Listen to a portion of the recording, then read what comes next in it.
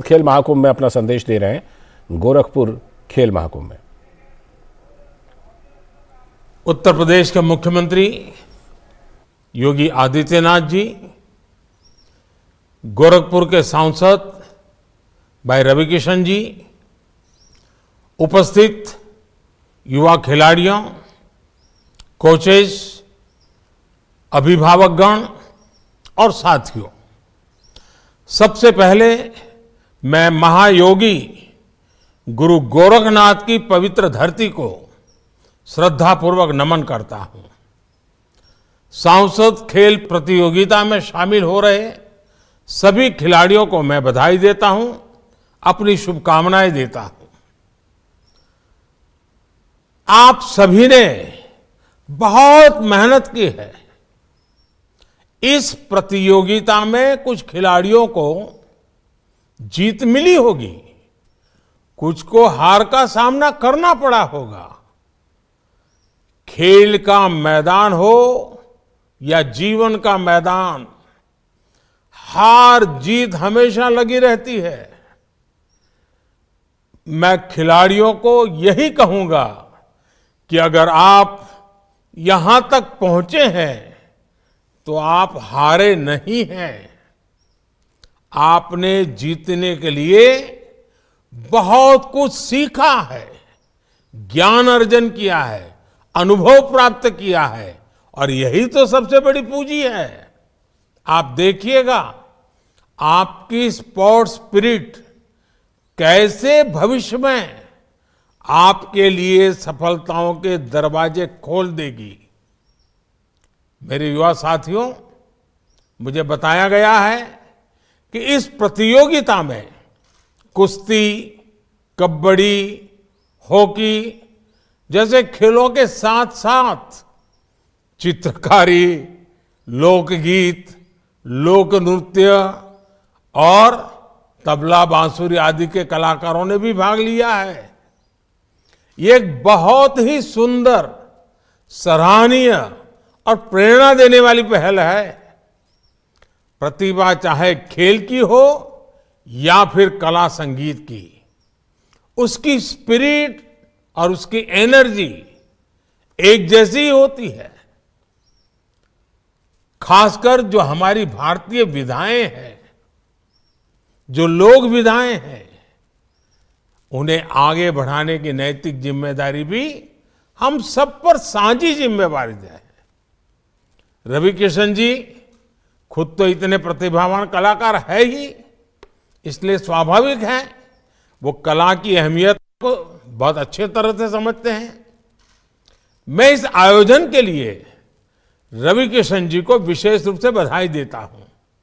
साथियों, बीते कुछ सप्ताह में सांसद खेल महाकुंभ में ये मेरा तीसरा कार्यक्रम है। मैं मानता हूं कि अगर भारत को दुनिया की श्रेष्ठ स्पोर्टिंग पावर बनना है तो उसके लिए हमें नए नए तौर तरीके ढूंढने होंगे, नए रास्ते चुनने होंगे, नई व्यवस्थाओं का भी निर्माण करना होगा।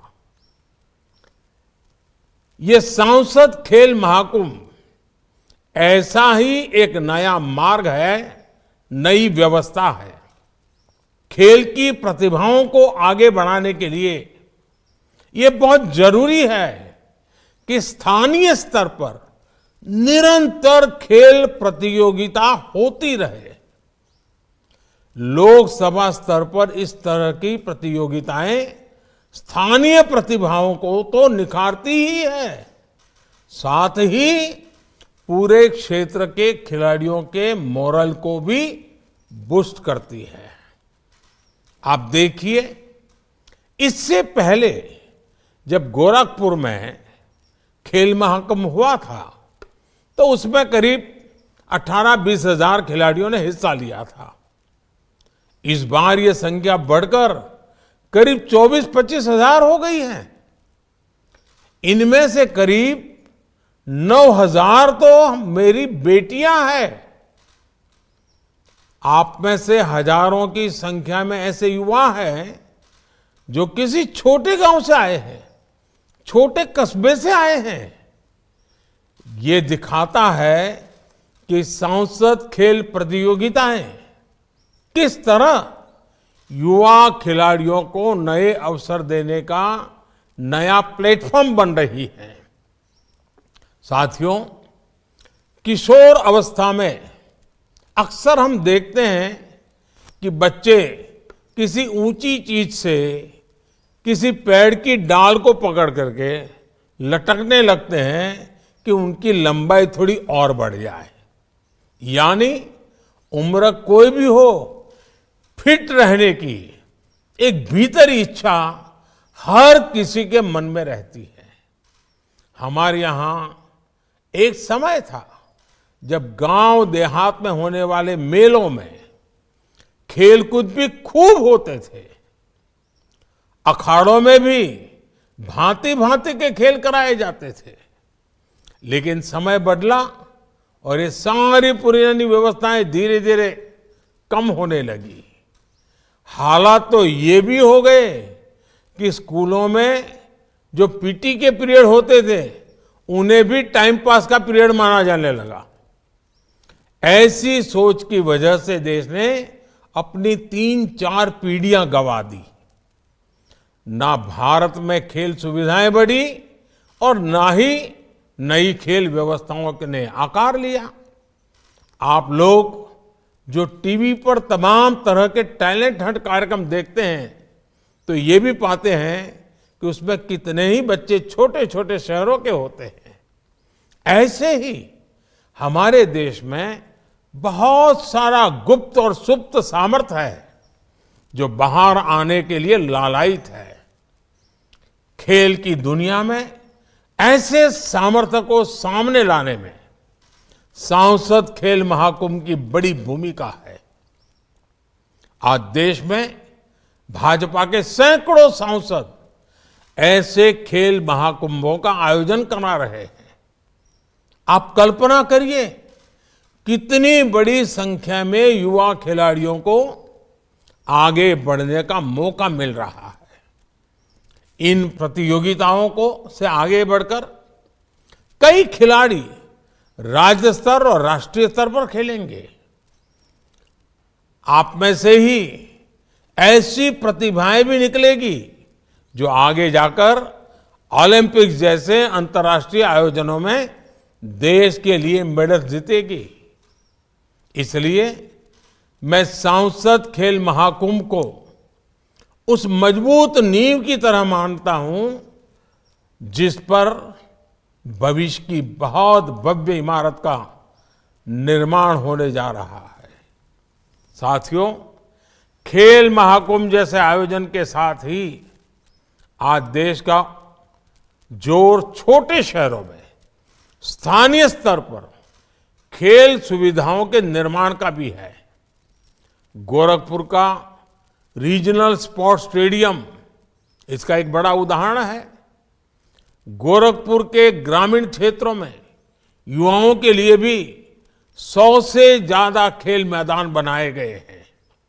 मुझे बताया गया है कि चौरी चौरा में ग्रामीण मिनी स्टेडियम भी बनाया जा रहा है।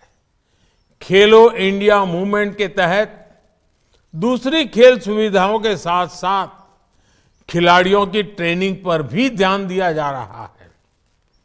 अब देश एक होलिस्टिक विजन के साथ आगे बढ़ रहा है। इस साल के बजट में इसके लिए कई प्रावधान किए गए हैं। 2014 की तुलना में खेल मंत्रालय का बजट अब करीब करीब 3 गुना ज्यादा है। आज देश में अनेकों आधुनिक स्टेडियम बन रहे हैं। टॉप जैसी योजनाओं के जरिए खिलाड़ियों को ट्रेनिंग के लिए लाखों रुपयों की मदद दी जा रही है।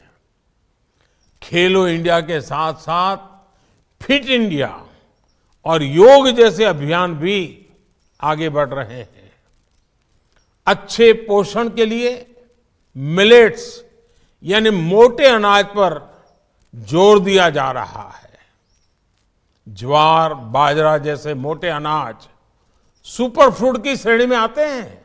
इसलिए अब देश ने इन्हें श्री अन्न की पहचान दी है। आप सभी को इन अभियानों से जुड़ना है, देश के इस मिशन को लीड करना है।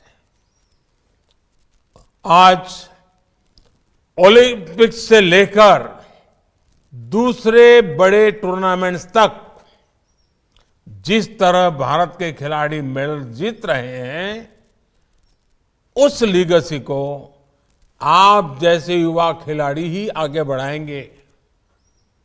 मुझे पूरा विश्वास है कि आप सब इसी तरह चमकेंगे और अपनी सफलताओं की चमक से देश का नाम भी रोशन करेंगे।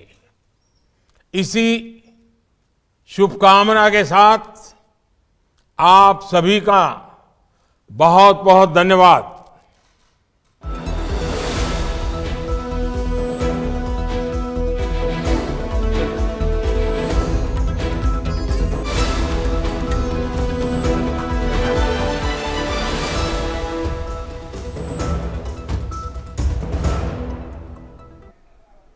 आप प्रधानमंत्री नरेंद्र मोदी का संदेश सुन रहे थे जो उन्होंने गोरखपुर खेल महाकुंभ के अवसर पर दिया है, क्योंकि हम जानते हैं कि कई ऐसे क्षेत्र हैं जहां पर सांसद खेल महाकुंभ का आयोजन किया गया। उसी क्रम में